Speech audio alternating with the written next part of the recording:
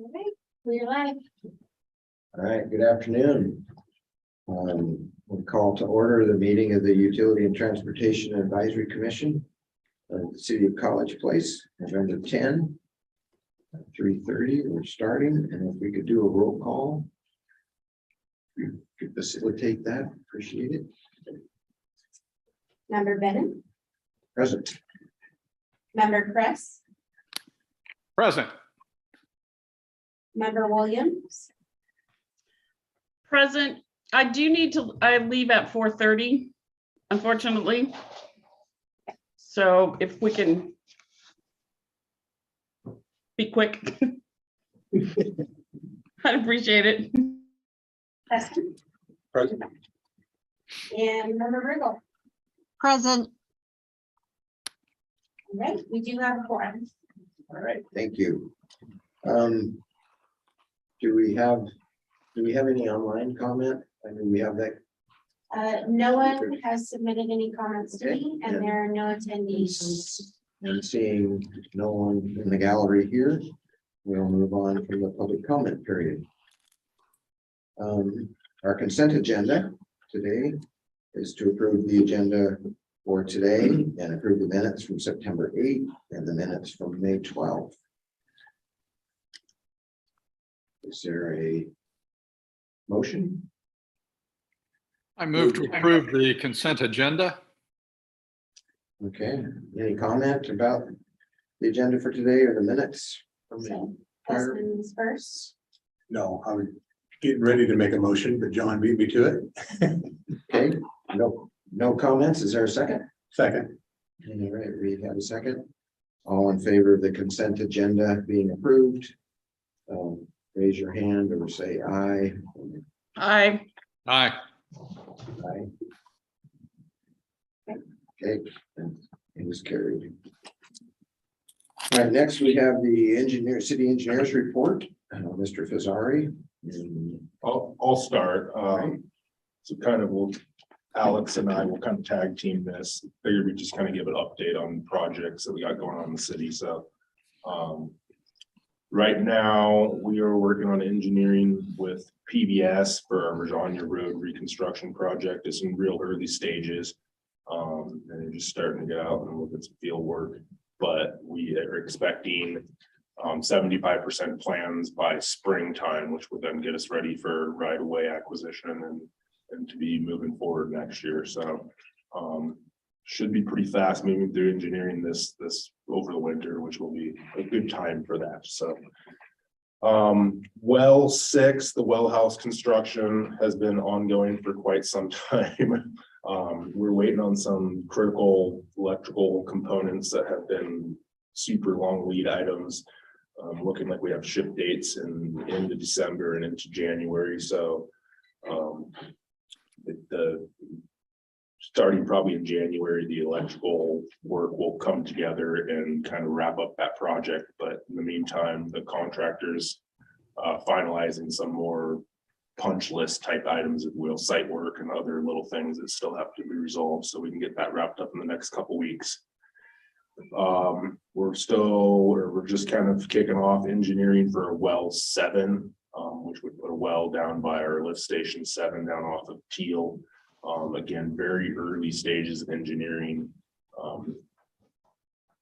Not a lot to report on that other than they're just kind of getting going. Alex can probably speak to this a little bit more, but we're working on with JUB Reservoir 4 engineering. And I think we're going to be looking at some 30% plans here in December. And then not a city project, but it touches us and definitely is the WashDOT 125 project. So I've had conversations with WashDOT on that. They ran into a few issues, and then obviously the weather kicked in. So the striping that you see out there is temporary. If the weather warms up and they can fit it in the next couple of weeks, there may be a chance we'll see permanent striping this year, but most likely it won't happen till spring. They're trying to wrap up their ADA ramps this week or early next week. And And I've asked them to get some sort of temporary crosswalks down at least to get us through the winter. And then their pedestrian push buttons, they're waiting on new ones. So they're gonna be utilizing the old pedestrian buttons through the winter. And it sounded like there's one location, which I don't think is actually in the city, but I'm not entirely sure. You couldn't tell me the specific location. I think there's gonna be one location. They won't have a pedestrian push button, but they'll adjust the signal timing to accommodate pedestrian crossing through the cycle. So I'm trying to work with them to make sure that infrastructure that touches the city is safe and is in a good place to get carried through the winter, but ultimately it is a washed-out project. So Could you clarify, is that one spot that will not have one in the future, or it doesn't currently? And it doesn't currently. I think even before they bid the project, from conversations I had with WashDOT, they knew there was going to be a lead time issue with their pedestrian. The plan is to have one. Yeah, and so I don't think they're anticipating getting them until next year or something like that. Another one of these, I don't know if you blame it on COVID or what, but all this supply chain issues that we've had recently, and I think we've all seen it in one form or another. So I feel for them, but it kind of leaves a major project in limbo. So. And then I'll turn it over to Alex to kind of touch on some of the city engineer stuff that JUB is doing for us. Alex? Yeah, you bet. Yeah, and Robert had already mentioned the design of the Reservoir 4 and transmission main project, and just wanted to point out, the timing of three of those projects that Robert mentioned. One, the Majania Road design that PBS is working on, the other being the Well 7 that RH2 is working on, then also this Reservoir 4 in transmission main. They're all three very related, and Robert's doing an awesome job of coordinating with all of us, three different consulting firms on that. So I think that's a really good thing that's happening. A couple of the other projects that JUB is working on includes the design of a water main replacement project on 6th Street, and then also design of a road reconstruction and storm drainage project on Birch Street from 4th to 6th. And so those two projects overlap a little bit, and so those two projects will be timed to coordinate at the same time as well. We're working on the design of those and funding applications for the construction phase of those right now. Recently, in October, we submitted 4 funding applications to Ecology for stormwater projects. And we should hear in January, the draft funding offer list will come out. So we'll see how those 4 applications fared in January. And we're currently working on 4 funding applications with the Washington State Department of Health for 4 water projects. So those are due here at the end of this month, and we'll hear early next year how we fare on those applications as well. So submitting lots of funding applications. Lift station number 5 is a sewer project that we're working on design for right now. We just had a workshop with city staff to go over the 30% conceptual design. So we're moving forward on the design of that lift station project. And then finally, the big one, the wastewater treatment plant. And I'll talk a little bit more about that here a little bit later in the agenda. But that's the other big project we're working on for the city right now. And that's all I had on the list, Robert. Thank you, Alex. All right, thanks for the presentation. Any questions for Alex or Robert? Okay, next we have the capital facility equipment replacement and information technology plans. Robert. Yeah, so Mike couldn't make it today, so he asked me to kind of step in and talk on this a little bit. It's my understanding he may have presented this to you guys before, but he certainly did in depth at the council workshop. So I don't have any intention of going over it as in detail as he did. If you have specific questions, please ask and I'll do my best to address those. But But really, the 6-year capital facilities plans, an investment strategy for the next 6 years. So next year, the upcoming year, 2023 is fairly set in stone. It's pretty locked in. But the subsequent years are kind of a little bit in limbo. Each year we reassess it, we relook at it, just changing priorities, new things that pop up that need to be addressed, and that kind of gets adjusted. But really, it kind of lays out the next 6 years of our more major projects, anything over about, I think it's $5,000 that we're going to be planning to tackle. And a lot of that is also funding based. So if funding doesn't come through, things move up on the or move back on the list, move down on the list. If suddenly funding's there, sometimes things move forward on the list. So I guess at this point, what we are looking for is that maybe for a motion to recommend that council adopts the 2023 capital facilities plan. So are there any questions? Is this substantially the same as what was presented here before? We saw it to begin with. Yeah, I don't think anything has changed in any drastic form. Maybe minor dollar signs, but I'm not even aware of any of that would have been tweaked, to be honest with you. Any other questions? This is Williams. I'm a member of American Society for Engineering Educators, and they just got in a huge fiscal crunch because when they signed up for these software subscriptions, they just listed it as, oh, we bought it.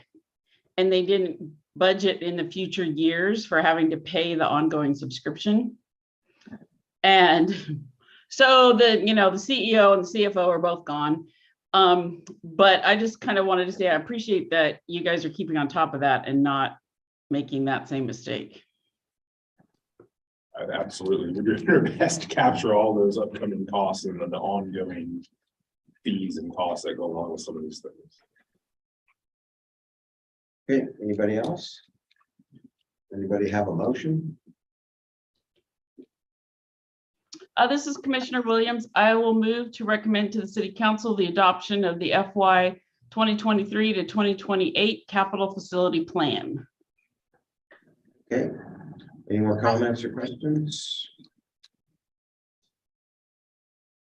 Hearing none, do we have a second? I'll second. We have Nancy and Dan seconding. Is that a word? It is today. All right, all those in favor say aye. Aye. Aye. Okay, that is carried. Thank you. Next, we have the one that Alex was referring to, the Walla Walla wastewater treatment consolidation feasibility study. And Robert as well. Yeah, I can kind of lead into this. So I think Alex is going to give a little bit of a presentation on it, but I believe you're all pretty aware of our requirements from the Department of Ecology to have these treatment plant upgrades. In the phase one, the current requirements that we're up against are estimated to the cost of about $26 million.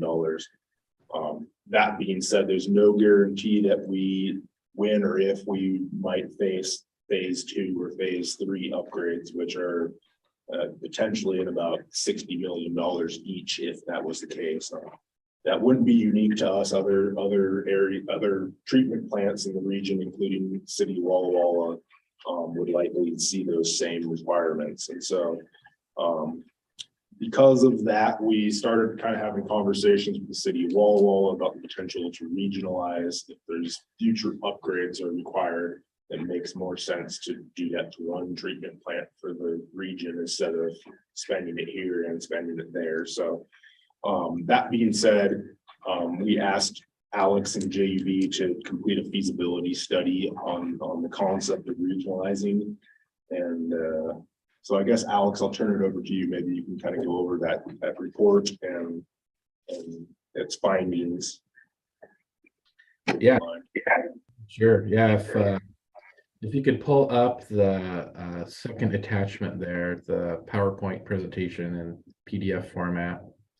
So this is a presentation that I prepared for the city council back in October. I'm not sure how many of you maybe were in attendance or read through this. I'll quickly give this presentation again. Don't want to re-present something that you guys have already seen, but just kind of try and focus on some of the key points for you from this study. So next slide, please. And really the point of the presentation is just was to provide the city council with an update of where we were at with the study, and at the very end some key decision points for everyone to consider moving forward. Next slide, please. So Robert did a pretty good job of covering this already, talking about the phase 1 upgrades, and that there's a potential for phases 2 and 3 down the road, which we need to be aware of. But the phase 1 project is completely designed and approved by Ecology and ready for bid, and we've received a funding package for that. And we need to make a decision here by the end of the year whether we want to accept that funding package and move forward with phase 1 or pursue some sort of a regional solution. And we've been communicating with the city of Walla Walla, and we have a plan for going forward, which we'll cover on the very last slide of this presentation. Next slide, please. And from Walla Walla's perspective, they're interested in evaluating some sort of a regional solution as well. They're currently constructing some upgrades at their treatment plant. They have some future upgrades planned in the future as well. And they're projected to reach capacity here in the next 5 years or so. So they're taking a good hard look at their wastewater facility. Next year, they'll begin a facility plan looking at the next 20 years of growth and what projects they're going to need to identify at their treatment plant. Next slide, please. And then another element of this regionalization study was looking at some needs for the port. The port is concerned about some high strength waste surcharges coming from the city of Walla Walla and the impact those would have on their tenants. So a part of this regionalization study looked at some options for the port of Walla Walla as well. Next slide, please. So in summary, in terms of a regional problem to solve, the port is concerned about some of the high strength wastes for some of their tenants. Walla Walla has several upgrades planned at their treatment plant over the next few years. And of course, College Place has the phase 1 project, which although it has a great funding offer, it still will require some rate increases to pay back the loan portion of the project. So we're trying to come up with some sort of a regional solution that solves all 3 of these problems at the same time. Next slide, please. And one important consideration when we're evaluating which alternatives are really feasible has to do with the water rights considerations. The Walla Walla wastewater treatment plant, all of their effluent irrigation districts have a water right claim to. So the hands are a little bit tied there in terms of what they can do with the effluent from that water. It has to be provided to those irrigation districts. College Place's wastewater treatment plant, currently you discharge to Garrison Creek in the winter. And that eventually finds its way down to the Walla Walla River. And so that's an important consideration that we need to keep in mind with whatever alternative we consider. Pumping College Place's sewer or treated effluent to Walla Walla is potentially feasible solution because really the need is for fish, minimum flows for fish in the Walla Walla River. So whether it gets to that point in the Walla Walla River through Garrison Creek, or whether it gets there through Mill Creek, either one of those options is feasible from a water rights consideration. So that was an important. Next slide, please. So for this regional feasibility study that we looked at, these are the 3 key elements we looked at. First of all, for College Place, the feasibility to pump College Place to Walla Walla. For Walla Walla, what impact that additional flow and load would have on their wastewater treatment plant. And then for the port, just want to identify 2 or 3 different solutions for their port industrial wastewater tenants. Next slide, please. So on the College Place focus of the study, we identified 2 different force main routes for a pipeline if we were to pump from College Place to Walla Walla. And we looked at the cost opinions, and the idea of whether we do all of phase 1 as currently designed, which, as you may recall, includes some upgrades to the headworks, a new pumping station, a new very large storage reservoir, and then a whole new irrigation distribution system for all of the land, the crops that you currently apply your effluent on. This alternative, we would not need to build the large storage pond. We would not need to build the upgrades for the irrigation system. And instead, we would spend that money to build a pump station and pipeline to pump that to Walla Walla. Those 2 alternatives cost roughly the same amount of money. And so one of the things we looked at was we could store your sewage in your SBR tanks during the day and pump that raw sewage to Walla Walla at night. So that was one of the alternatives we looked at. That is a feasible option. And one thing that we would need to do is add some covers and odor control at those SBR tanks if we went with that option, because there would be a lot of odor from the raw sewage. But another option, instead of pumping your raw sewage to Walla Walla, would be to continue operating your treatment plant just like it is today. And then the treated effluent, we would pump that to the city of Walla Walla during the winter time when you would otherwise be discharging to Garrison Creek. So that's another alternative that we looked at. Next slide, please. So for the pumping the sewage to Walla Walla, I guess I just covered this. So essentially, it would be pumping the untreated sewage to Walla Walla. Here's some of the pros and cons from that. This first line isn't correct. It says it's a lower capital cost in the phase 1 project. It's really about the same cost as the phase 1 project. But the nice thing is it would eliminate your discharge permit to Garrison Creek, and the land and assets at the treatment plant could be repurposed because you wouldn't need the irrigation system anymore. Another pro is Jacobs is currently operating both Walla Walla's plant and College Place's plant, and just the general economies of scale of combining the 2 plants together with more people paying for it for projects and operations. The disadvantage would be very much relying on Walla Walla for wastewater treatment and disposal. And they need to resolve some sort of rate structure and fairness between College Place and Walla Walla for dealing with that. In particular, making sure College Place's growth isn't limited in any way. The other negative with this alternative of pumping your untreated sewage to Walla Walla is it pushes their treatment plant to capacity for the organic load at their plant.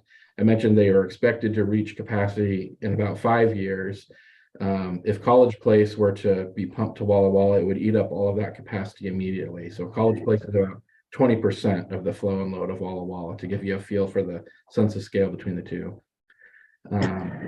So next slide, please. So if instead of pumping the untreated sewage, if we pumped the effluent, again, a pro is that it would eliminate the Garrison Creek discharge for College Place. The nice thing about it is it would also preclude the need for phases 2 and 3 upgrades that we talked about before. And if we pump treated effluent to Walla Walla's plant, it would have less of an impact than if we pump the untreated sewage to their plant. So Walla Walla has immediate capacity to handle the treated effluent from your facility.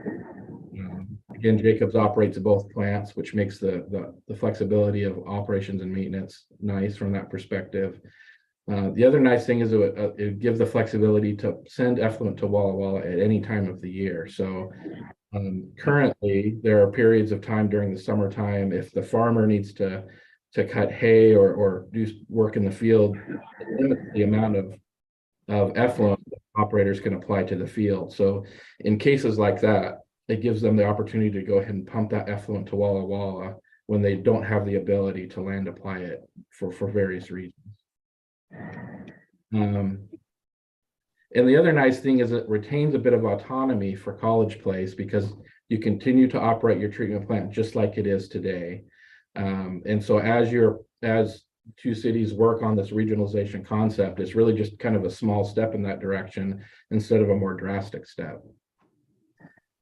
In terms of the disadvantages, again, you're relying on Walla Walla, but this time it's just for wastewater disposal rather than treatment and disposal. So it would enter Walla Walla's treatment plant, go through their filtration and disinfection system, and then into Mill Creek.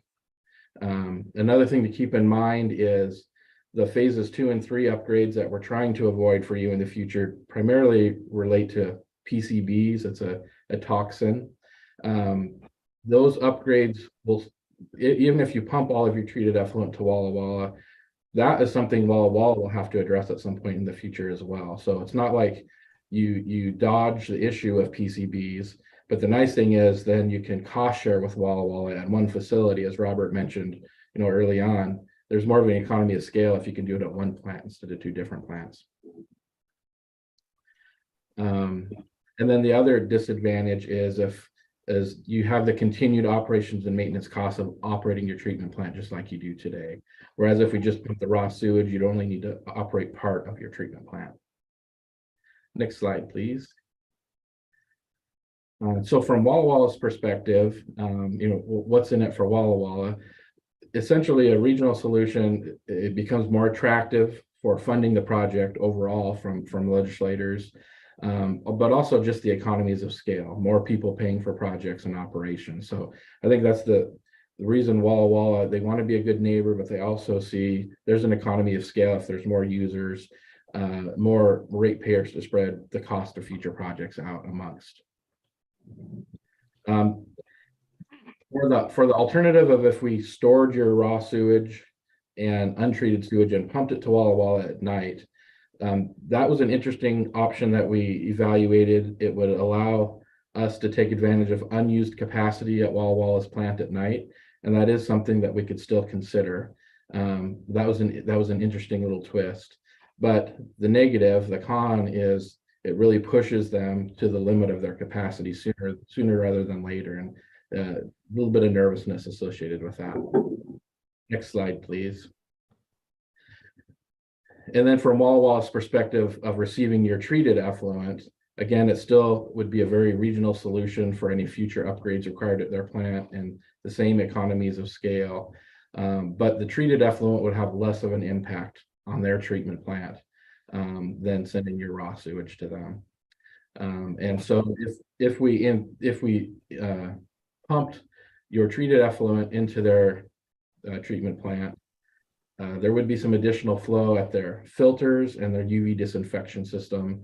But the good news is those facilities are sized to handle that flow right now. Next slide, please. So for Walla Walla, we evaluated a couple different options where force mains could be discharged into their system. Again, I mentioned this before, College Place adds about 20% to the flow and load, and it would push them near to their capacity of their plant. And so they are working on a facility plan, I think beginning next year, to look at the next 20 years of growth at their wastewater treatment plant. Next slide, please. And just really quickly on the port focus of the study, we looked at just 3 alternatives for them. One was for the port basically to turn over the entire sewer collection system out at the airport over to the city. And so right now the port operates their own sewer collection system out there, and all of the flow passes through a flume where the flow is measured, and then it becomes part of the city system. So one option is to turn the whole system over to the city and let each of their tenants become a customer of the city's sewer system.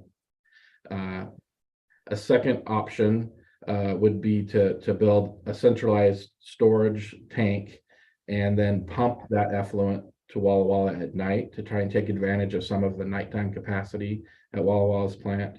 And then the third option we looked at was to build a completely separate collection system for all of the industrial wastewater. So for all of the winery wastewater, that doesn't include restrooms and sanitary waste, dealing with that completely separately and building a separate treatment plant for that. Next slide, please. So in terms of an overall regional project, it would include your pumping College Place's sewage to Walla Walla, and then any future upgrades that might happen at Walla Walla's wastewater treatment plant. The regional solution, it's something I think that could happen down the road, and it's something that both councils seem interested in working towards into the future. Next slide, please. So we had prepared a draft of the report and was submitted in September. We received comments from both City of Walla Walla and City of College Place. And then last week, we submitted that study to Ecology for review and approval. Next slide, please. So kind of the key points for the councils is to make a decision about whether to regionalize or not regionalize. There's been a joint workshop with the two councils, and they seem interested in coordinating and forming some sort of a joint sewer district in the future. But the problem, that's going to take several years to work out something like that. So the two councils identified some action items, such as going around and meeting with some of the other sewer districts in Washington State that have recently formed, and kind of finding some of their lessons learned, perhaps reaching out for some legal counsel to identify what are the key steps for forming a joint sewer district between the two cities. But these are all things that will take several years to work out. But it seems to be moving in that direction, which is good. And next slide, please. And so this is the last slide. So where we're at now in the overall process is we're working on writing a letter to the Department of Ecology that basically says the City of College Place would like to accept this $26 million funding offer for the phase 1 project. And that agreement you have 5 years to spend that $26 million. And what we'd like to say in this letter to Ecology is we'll begin spending the money on a portion of the phase 1 project, which would be the headworks upgrades, the electrical upgrades, and some of the air piping, because those are improvements that we would need to make no matter which direction we go. And Ecology likes to see us initially spending the money that they give us, and rather than sitting on it. So we begin with that part of the project and building that part of the project.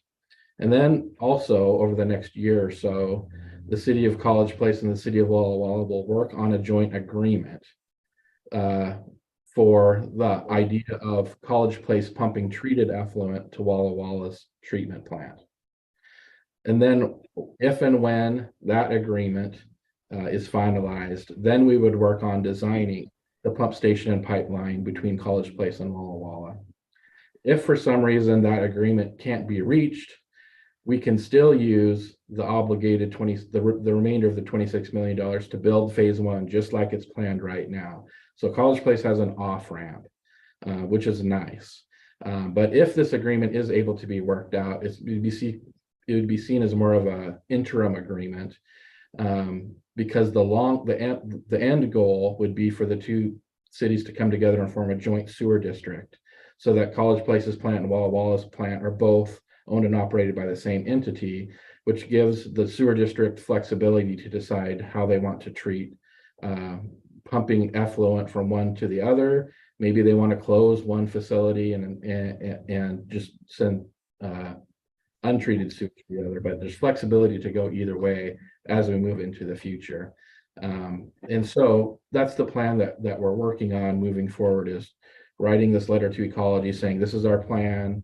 We want a little bit of time to continue working between the two cities, but we're moving in the direction of eliminating College Place's discharge to Garrison Creek, which is a win-win for both sides. So that's the end of my presentation. And so any questions that you all have? I have. Dan, go ahead. I have a couple, starting with the funding, Alex. So you just mentioned the 26 million for College Place. So is every, I guess, city entity, Walla Walla is going after their own funding, College Place going after their own, the port is, I mean, is it an individual ask or is it some sort of one ask, like an interlocal agreement, although that may not be actually in place or signed? Do you know how that's moving forward? Yeah, so this $26 million would be just for the city of College Place. And so all it would cover a few of the upgrades that we need at your treatment plant, and it would cover the pump station and pipeline between College Place and Walla Walla. So the regional plan would be anything after that needs to be done. So as Walla Walla works on their facility plan, they're going to identify future upgrades that they need. And so those future upgrades would be the things that would be shared between College Place, the port, and Walla Walla. And then my second question is, what happens should this all move forward? There is a regional plan. We're sending our stuff to Walla Walla. If they have issues, we're still treating ours here, correct? We're just sending, I guess, the bulk of it to Walla Walla. Is that correct? Yes, to a certain extent. So College Place continues to operate their plant as they normally do. And in the summertime, you're continuing to land apply it on the crops just like you do today. The only time that you'd be sending effluent to Walla Walla is in the winter time, when you would otherwise be discharging into Garrison Creek. And the way that the current permit is written, it allows you to do that. The nice thing about pumping your effluent to Walla Walla is it sets you up so that if a future permit comes out that makes it more restrictive to discharge at Garrison Creek, you have this ability to pump it to Walla Walla instead.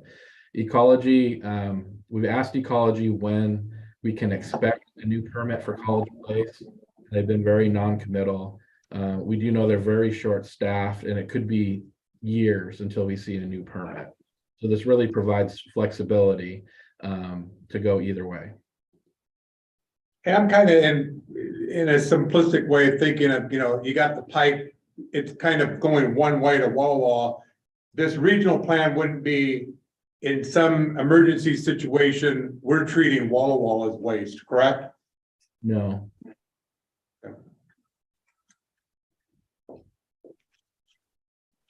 Okay, anybody else with questions?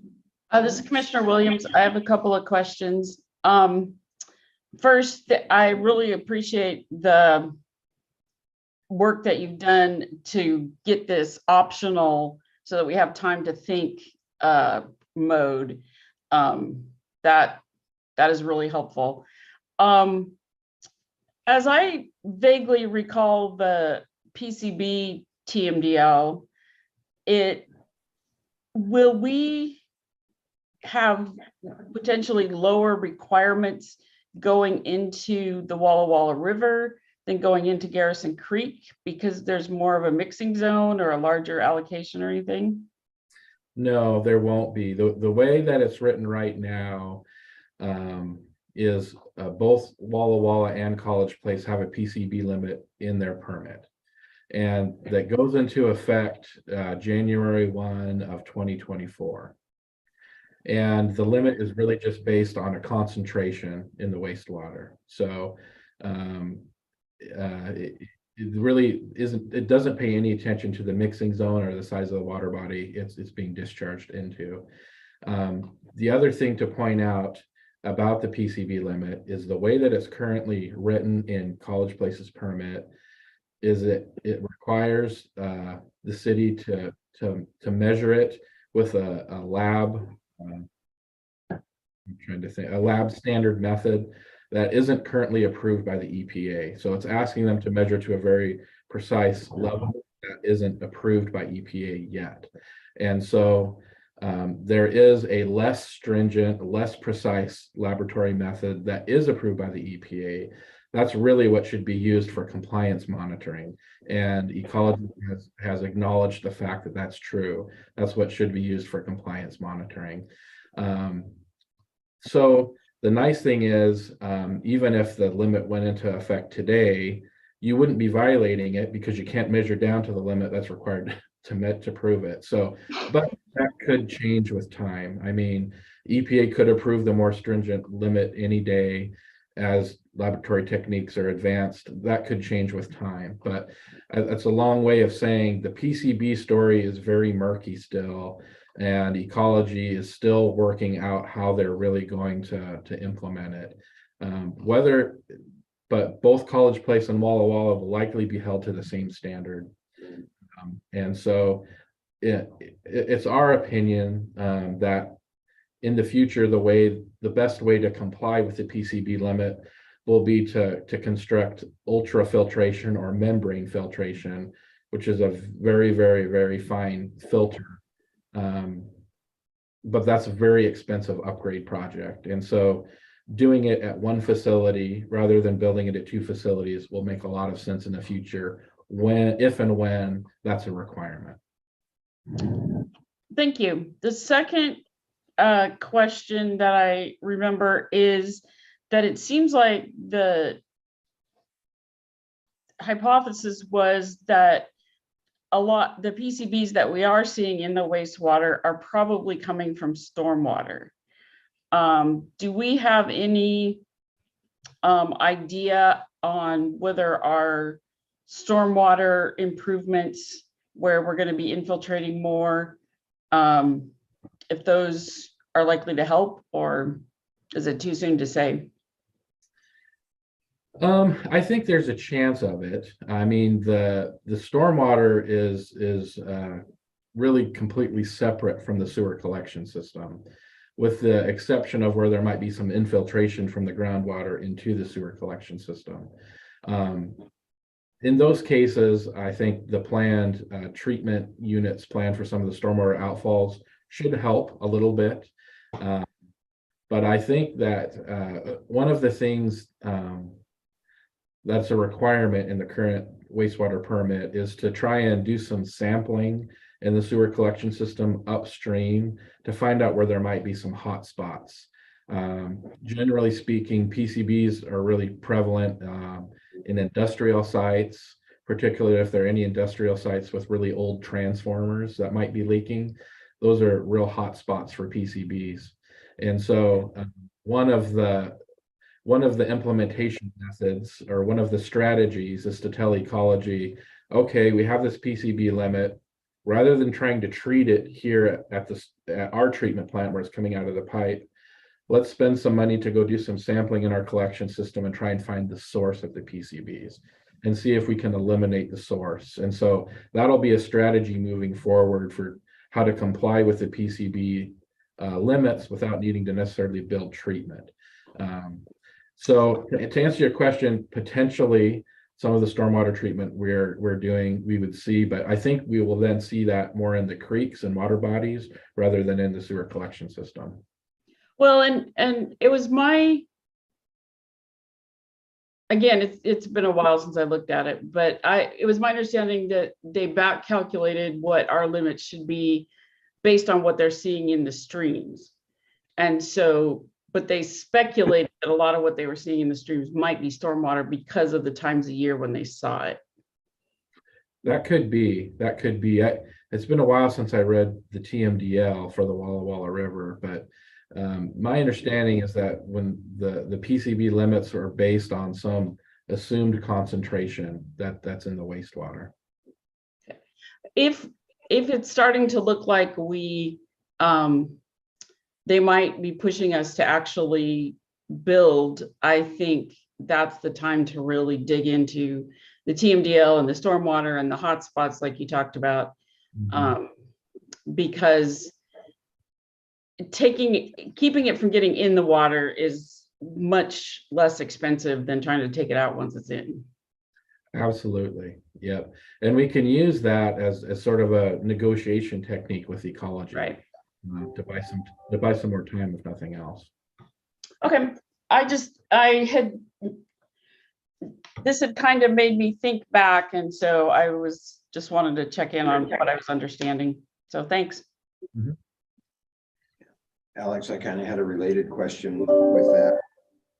And was wondering, what are the other sources? You mentioned a couple of them, but more so, where are we with our limits now on what will be required later? Yeah, so the hard part is we don't really, so to answer your first question, yeah, in terms of hotspots and or sources, really industrial sites, leaky transformers. PCBs are also really prevalent with dyes, as particularly the color yellow. And there's a myriad of different sources for PCBs. They're really everywhere in the environment. And the level that they're asking people to measure down to for compliance is very difficult to measure to. The sampling techniques are very difficult.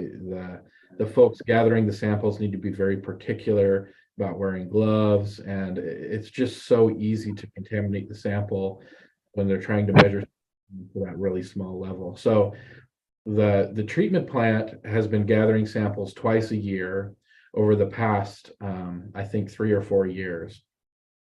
And the data has been all over the place. So much so that it's hard to put really any faith into what is being measured. So we don't have a very good feel for what you are currently seeing in your system right now. We don't know if that's the testing method or some errors in testing, or if it just happened to be the day that somebody dumped a bunch of yellow dye, or, you know. Yeah. So that needs further study is what you're saying. Exactly. And one noteworthy thing is the juice bottling plant in Walla Walla used to be called Cliff Star. I think it's called Refresco now, but they have been sampling their effluent for a long time, and they have very high source of PCBs, and they've built an experimentation project where they've built basically a worm bed. So a big bin where there's a whole bunch of worms and worm casings, and they're passing their effluent through that for treatment. Primarily it was just for BOD treatment because the city of Walla Walla was charging them so much in terms of an excess sewer charge. They were motivated to try and find some other way to lower their sewer bill, basically. So they built this experimental project, and they found that it not only lowered the BOD and their wastewater, but it dramatically lowered the PCBs as well. So there's some other alternative technologies out there, and I think that we will see as PCBs become more of an issue. But that juice bottling plant happened to be a pretty big source of PCBs as well. Interesting. Yeah, a couple other questions here too. The phase one dollars or the things that we were considering for phase one would allow us to do what that we are not currently doing, or that we are currently doing incorrectly. Yeah, so the phase one project, as it's currently identified, involved rehabilitation to the influent screens just because they're aged primarily. It involved replacing a lot of electrical panels that are 20 years old that need to be updated, so more rehabilitation. And then in your SBRs, sequencing biological reactors where all of the biological treatment occurs at your treatment plant. There's dissolved air that's forced into the water to facilitate the biology. Some of that air piping has been leaking over the years. So we were going to fix some of the leaking air piping. So those are more of the rehabilitation things that I guess inadequacies that will be in phase one. The other parts of phase one were building a very large storage pond. And the reason for the storage pond was you're allowed to discharge to Garrison Creek only in the winter time, but not in the spring and fall. And your effluent that you're land applying to the crops can only be applied at the rate that the crops need them. And so in the summertime, that's not a problem, but in the cool months of spring and fall, you can't apply all of the effluent to the crops because they don't need the water. So the operators are forced to discharge to Garrison Creek outside of the window that they're technically supposed to be. So this large storage pond was meant to be a wide spot in the road to store that water. So they didn't have to pump to discharge to Garrison Creek, but they could store it and then land apply it during the warmer months. And so that was the big problem that we were trying to solve with the phase one was building that large storage pond.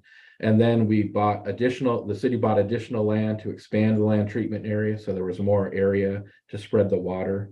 And so if we decide, and so if we can form an agreement with Walla Walla where they will accept your treated effluent for part of the year for a reasonable cost, the money that we would otherwise be spending on that large pond, expanding the land treatment system, building a new irrigation system, and also building a new UV system, that money instead will be spent on this pump station and pipeline to Walla Walla.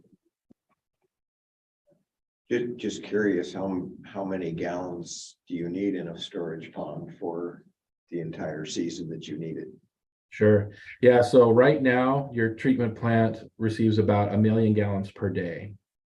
And so when we looked at the water balance, we wanted to be able to hold a month to 2 months of water in that pond. So it was planned to be a 50 million gallon pond. And last question, maybe. Would that storage pond be available as storage to pump the effluent back to Walla Walla instead of to the fields? Is it constructed in such a way that that's possible? The pumping of stored effluent wasn't one of the options that I saw in there. Maybe I missed it, but so you would need a couple million gallons a day of storage if you were to pump effluent back only in the nighttime or other times of the season. Yeah, so if we moving forward with the idea of pumping the effluent to Walla Walla, we wouldn't need storage for that anymore. Basically, as the effluent is being produced, we would pump it directly to Walla Walla as it's being produced. We'd size the pump station so that it can handle that peak flow.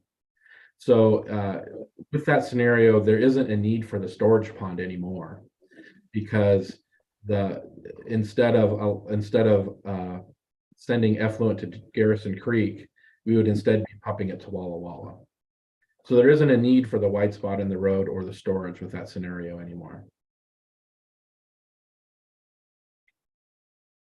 And Walla Walla has the treatment that's needed to put the effluent in the Mill Creek, whereas we do not. Well, their treatment isn't that much different. So that's why I say the benefit of doing this is it eliminates College Place's discharge issues to Garrison Creek. But the bigger benefit is it puts all the effluent in one place so that if some treatment for PCBs is required in the future, it could all occur at Walla Walla's plant rather than in the two separate plants. Thank you. That clarified that for me. Anybody else? All right. Thank you very much, Alex, for that. There's a lot going on there. And Yeah. even this preliminary discussions that you've been having obviously are a big step getting people to the table on that. So appreciate that work. Yeah, you're welcome.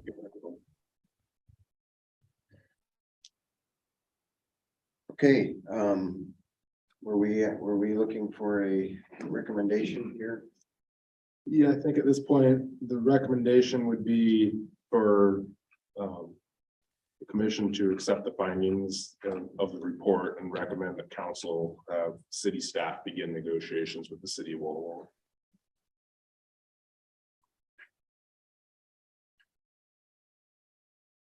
Okay, do we have a? So moved. Okay, John, thank you for that. Any more discussion or comments about that?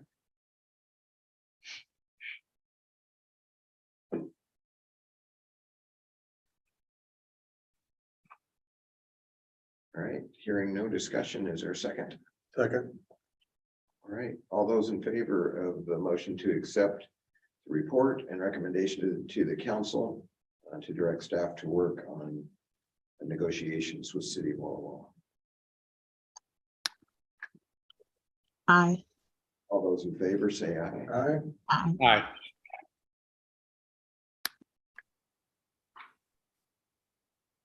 Any opposed? Okay, I heard 3 ayes, so it is carried. So you- Yeah.